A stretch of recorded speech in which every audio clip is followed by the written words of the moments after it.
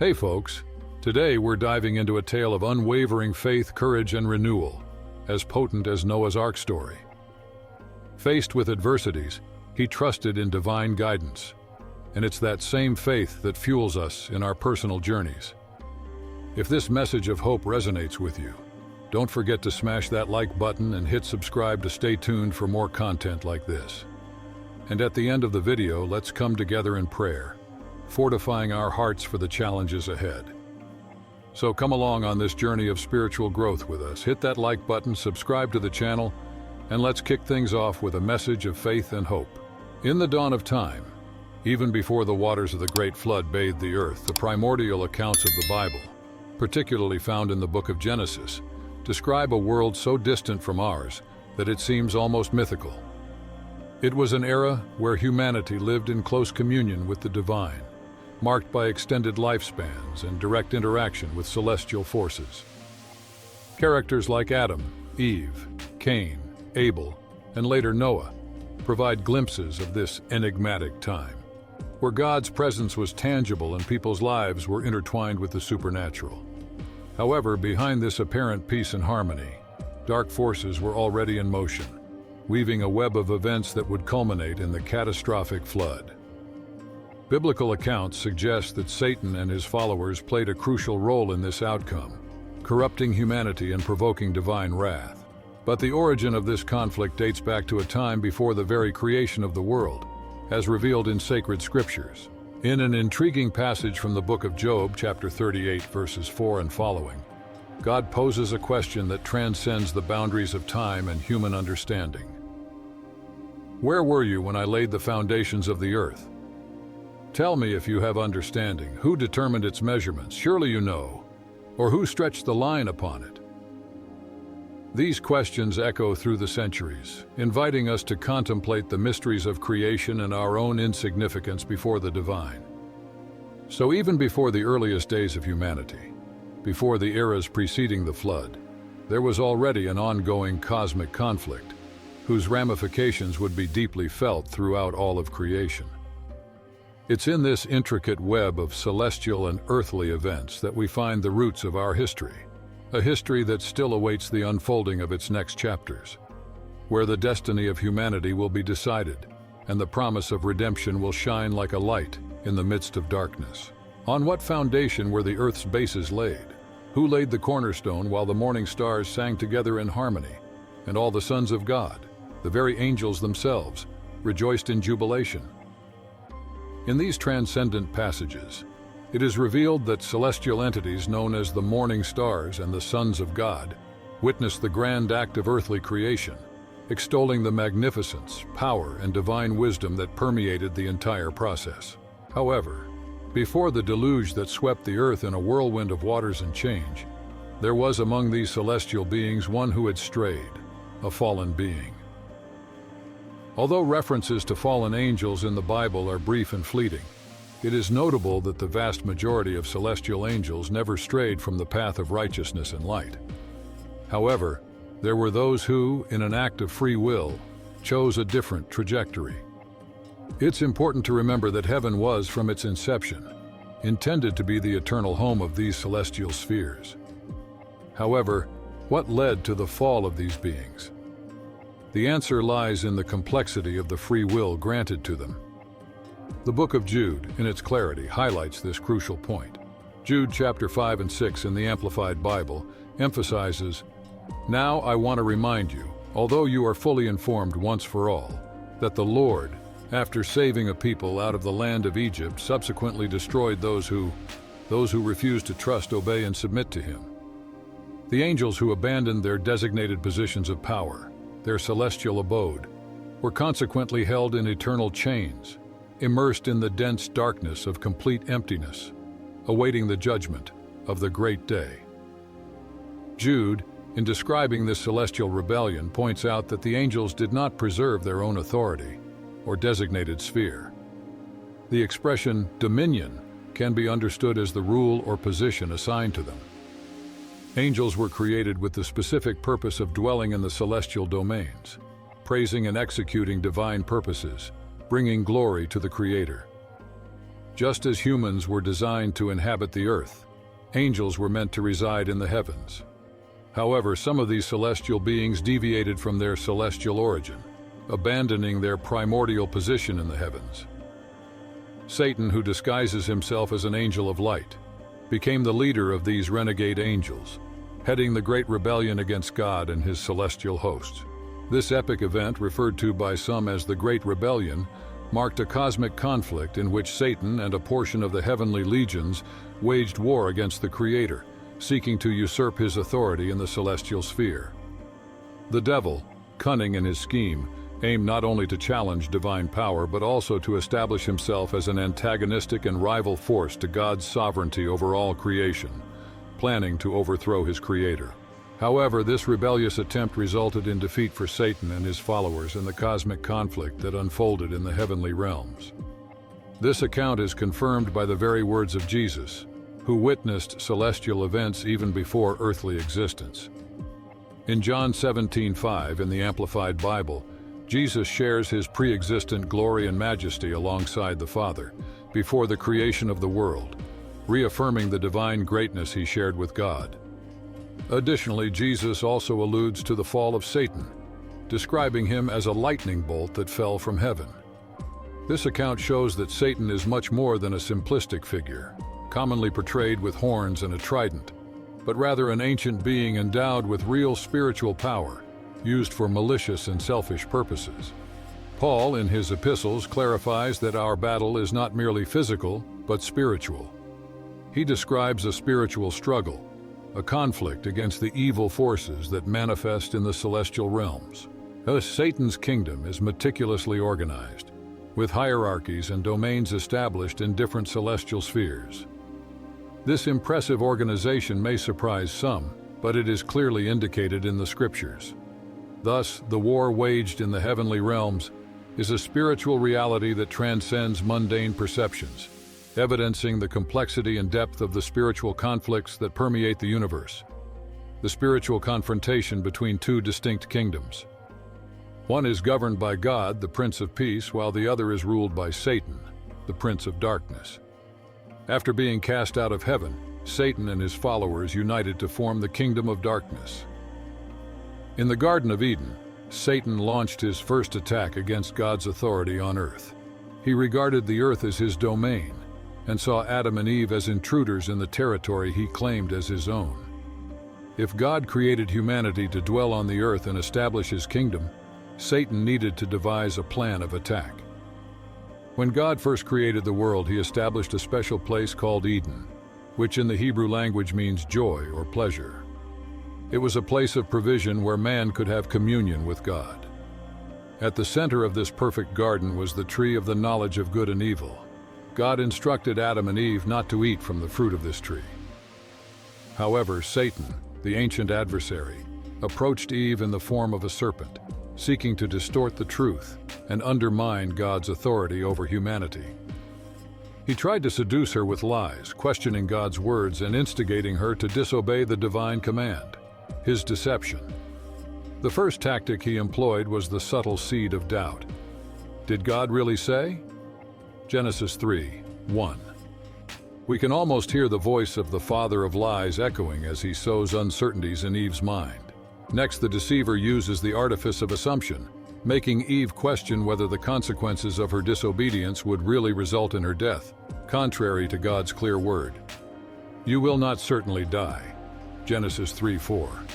Finally, he appeals to temptation, insinuating that by eating the forbidden fruit, Eve and Adam could attain a new level of knowledge and wisdom. Their disobedience had already separated them from God's presence in the Garden of Eden. But Satan didn't stop there. His subversive attack plunged humans into an abyss of guilt and separation from God.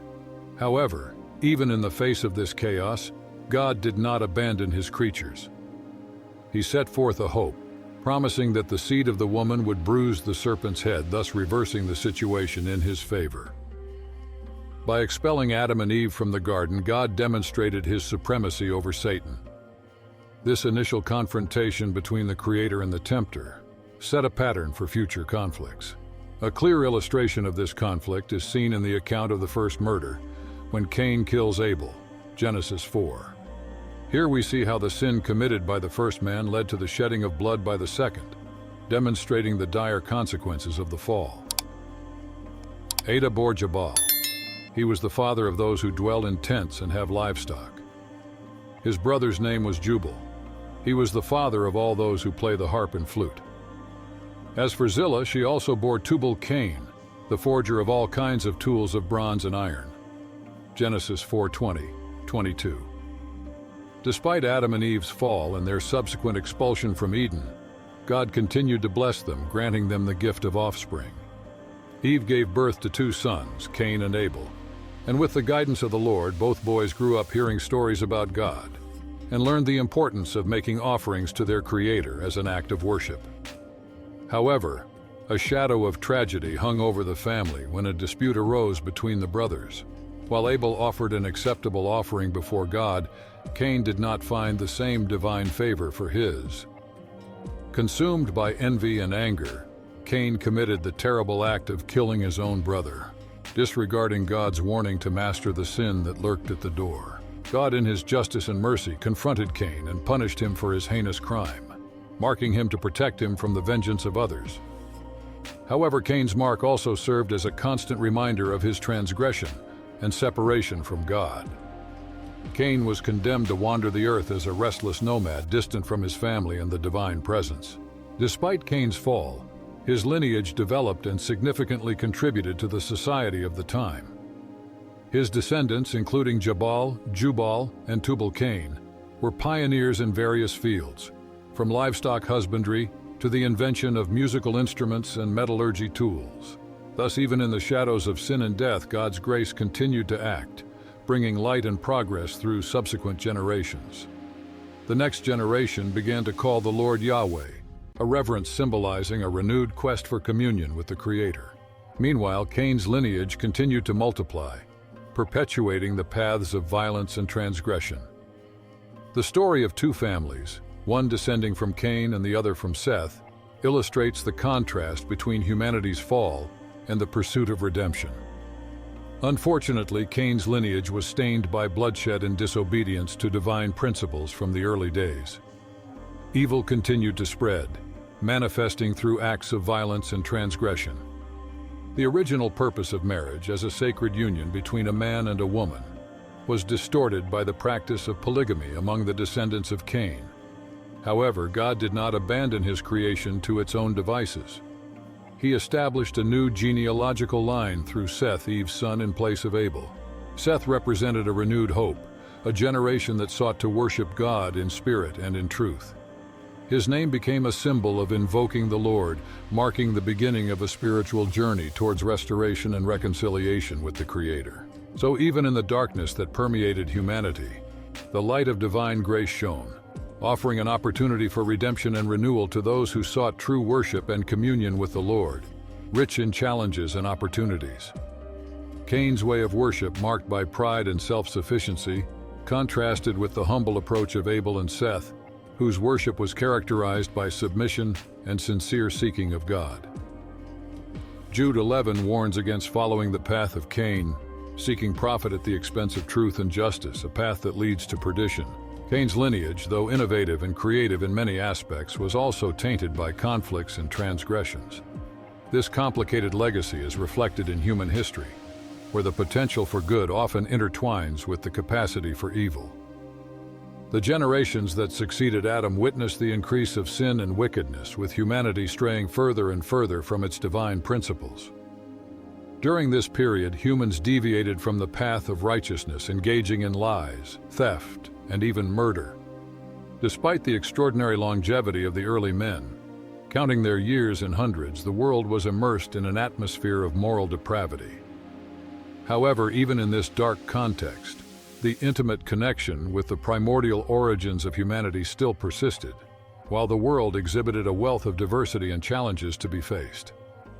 Their future would be marked by crucial choices. Over time, Adam and Eve had other sons and daughters, besides Cain and Abel. As the family grew, civilization began to form. The Bible recounts that after becoming the father of Seth, Adam lived 800 years and had more sons and daughters. Genesis 5:4.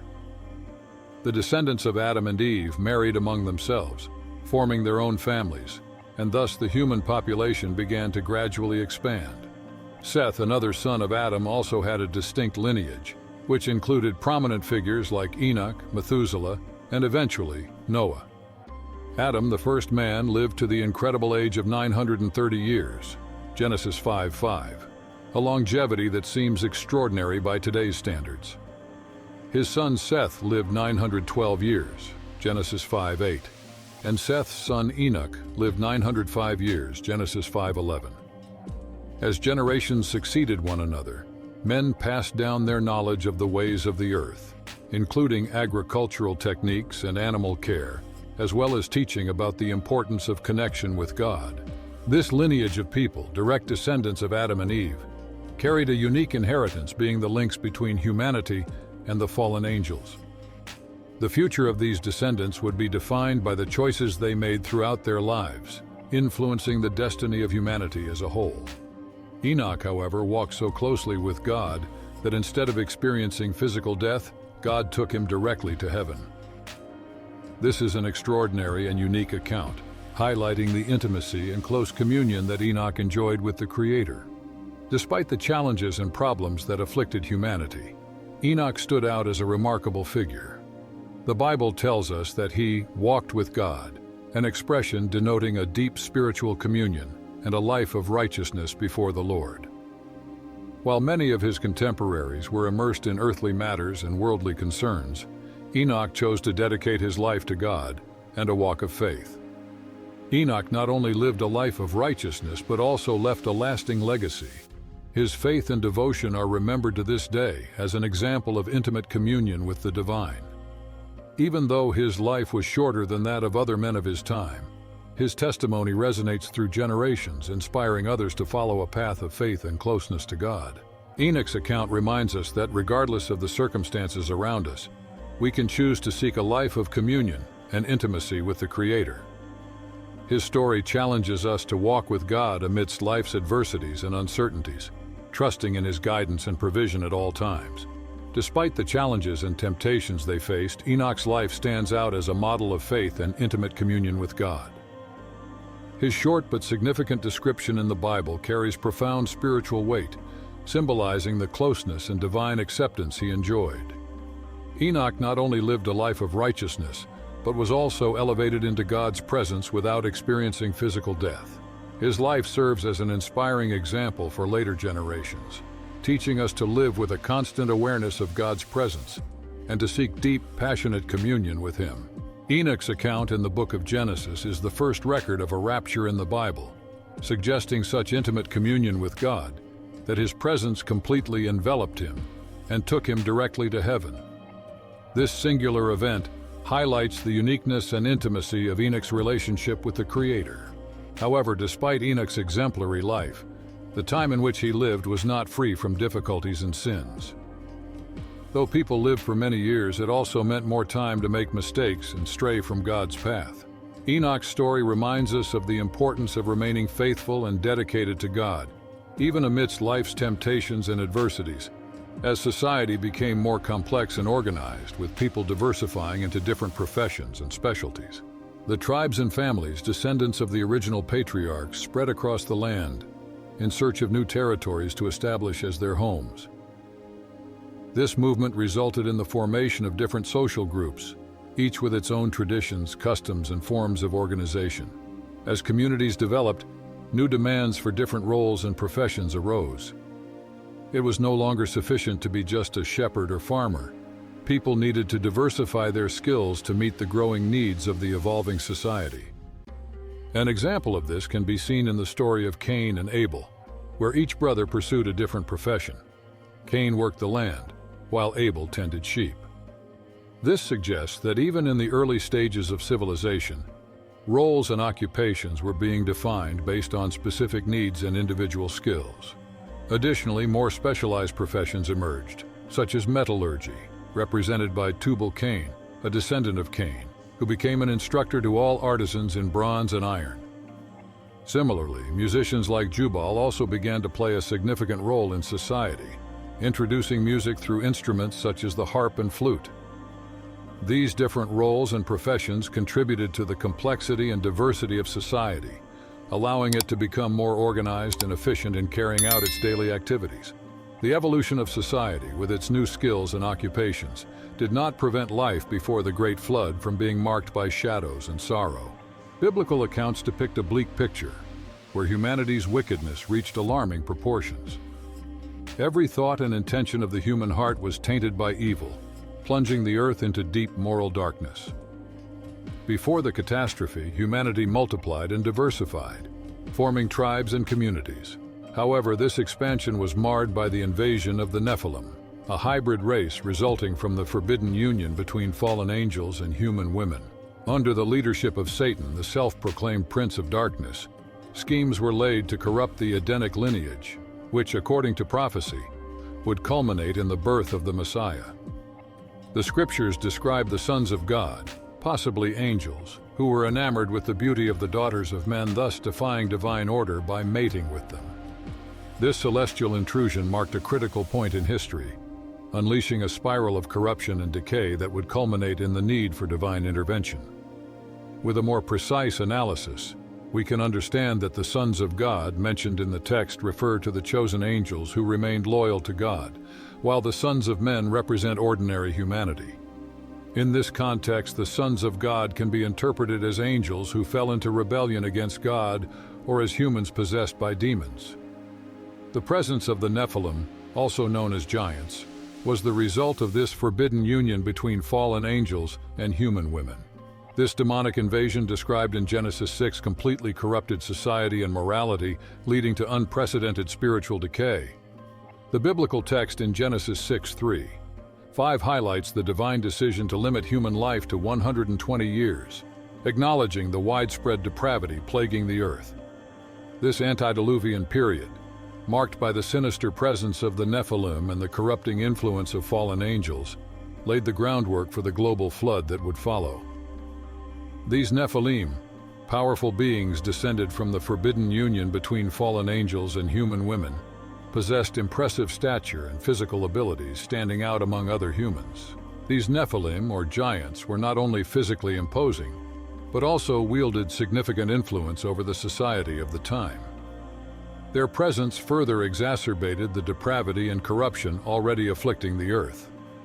Imagine the impact of such formidable beings in a world already plunged into moral chaos. Their superhuman abilities and reputation as renowned men fueled fear and reverence among the inhabitants of the earth.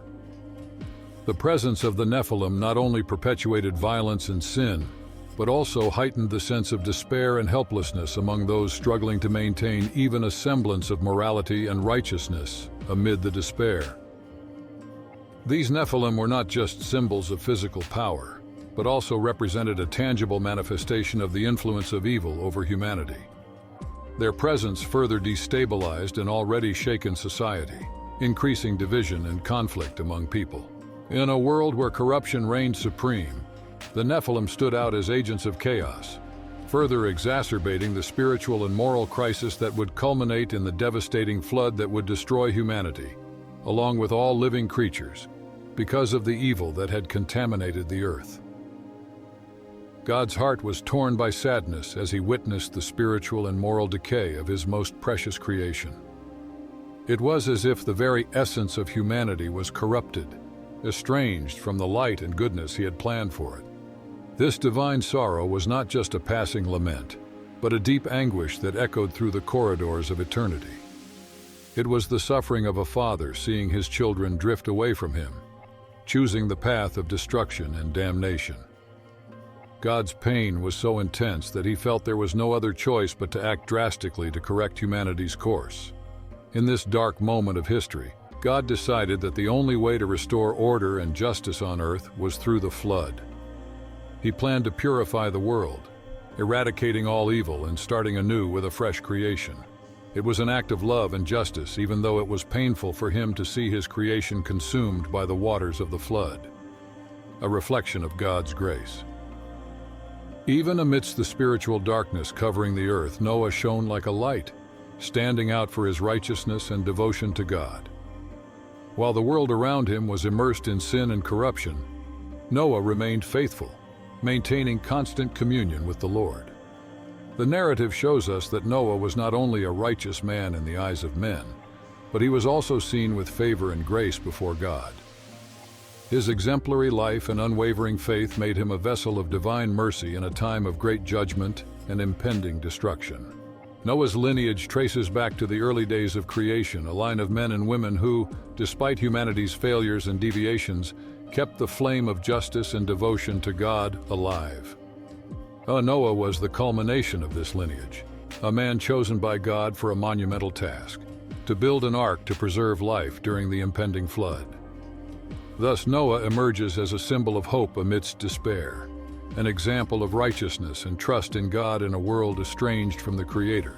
His story reminds us that even in the darkest times, the light of faith and obedience can shine brightly, guiding us through life's storms. As the rain began to fall and the waters of the flood began to rise, Noah and his family entered the ark, accompanied by the animals God had instructed them to bring. The incessant rain, the roar of thunder, and the crash of the waters echoed around them, but Noah remained steadfast in his trust in God's plan. Inside the ark, they waited as the waters rose, covering the entire earth and engulfing everything upon it. The flood was an event of catastrophic proportions, a manifestation of divine judgment upon humanity's wickedness. But even amidst the furious storm, Noah and his family were safe within the ark, protected by God's care and providence. For 40 days and 40 nights, the rain fell relentlessly until the whole earth was submerged beneath the waters of the flood. Only the ark, built according to God's precise instructions, floated upon the waters, preserving the life it contained within. While the flood raged outside, Noah and his family remained confident and hopeful, awaiting the moment when God would safely lead them out of the ark and give them a new chance to begin again. The flood was a turning point in human history, a moment of judgment and purification that paved the way for a new beginning. And Noah, with his unwavering faith and obedience to God, was the chosen instrument to lead this new era of redemption and renewal. The ark, measuring 450 feet in length, 75 feet in width, and 45 feet in height, was an impressive vessel meticulously constructed to withstand the impending flood's forces. Noah followed God's instructions meticulously, leaving no detail overlooked. The ark became a symbol of divine protection amidst the impending calamity. While Noah and his family tirelessly worked on the ark's construction, the world around them was steeped in depravity and sin. But within the ark, they found safety and hope, trusting in God's promise to preserve their lives. The window in the ark provided a view of the world outside as the waters rose and destruction unfolded. Yet Noah remained steadfast in his faith, trusting that God would keep them safe until the flood passed. And indeed, the ark floated upon the waters, shielding its occupants from the divine judgment ravaging the earth. Inside the ark, Noah and his family cared for the animals, keeping them safe and fed throughout the flood's duration. It was a monumental responsibility, but Noah was determined to fulfill God's call and preserve the life entrusted to him. As the floodwaters covered the earth and everything upon it, Noah and his family remained steadfast in their faith and trust in God. They knew that although the world might be undergoing a moment of destruction, they were safe under divine protection, sailing toward a new beginning, a new hope, and a new promise of life. Noah and his family witnessed the fulfillment of God's words as the floodwaters began to rise. The flood swept over the land, engulfing everything in its path, while the ark floated, protecting its occupants from the storm's fury. Inside the ark, Noah and his family experienced a mix of emotions: fear and awe at the magnitude of the flood, gratitude for divine protection, and hope in the fulfillment of God's promise. As the waters rose and the land disappeared beneath them, the ark was a safe refuge amidst the destruction. Noah and his family trusted in God's providence as the ark floated upon the waters, carrying them toward a new beginning. They maintained their faith even as the flood persisted, trusting that God would fulfill his promise to preserve their lives and repopulate the earth after the inundation. And so for 40 days and 40 nights the rain fell incessantly, while the floodwaters covered the earth. But finally, when God's judgment was fulfilled and the earth was purified, the waters began to recede, revealing a new landscape and a fresh start for humanity. The story of Noah and the ark is more than just a biblical narrative. It is a living testimony to God's faithfulness and humanity's ability to face seemingly insurmountable challenges with faith and determination. Noah, with his unwavering faith and commitment to follow God's will, personifies hope and resilience even in the darkest moments. By building the ark and obeying God's instructions, Noah not only saved his family, but also preserved the lives of all creatures inhabiting the earth at that time. His story continues to inspire generations, reminding us of the importance of faith, obedience, and renewal, even in the most adverse circumstances. Thus, the flood narrative is not just an ancient story, but an eternal source of wisdom and hope, reminding us of the transformative power of faith and the promise of renewal that accompanies fidelity to God. May the story of Noah and the ark continue to resonate through the ages, reminding us that even in the toughest times, the light of hope never fades. Now, I invite you to join me in a powerful prayer. Close your eyes. Dear God, in this moment, gathered before the stories that inspire us, we lift our hearts in gratitude and supplication. Through the powerful narrative of Noah and the ark, we are reminded of the importance of unwavering faith, courage amidst adversity, and hope that renews our souls. We acknowledge, Lord, that in our own journeys we face challenges, sometimes storms that seem to overwhelm us. We ask then for your guidance and protection, just as you guided Noah through the turbulent waters. Strengthen our faith, Lord, so that like Noah we may stand firm in your will, confident in your promise. May each person who has watched this video be touched by your grace and find solace in your presence. May this moment unite us in communion, strengthening our bonds as a community and renewing our dedication to live in your love. Finally, we ask that you bless every home represented here, bringing peace, prosperity, and protection. May the light of your truth shine upon us, illuminating our paths and guiding us to fulfill your will. In the name of Jesus Christ, our Savior, we pray. Amen.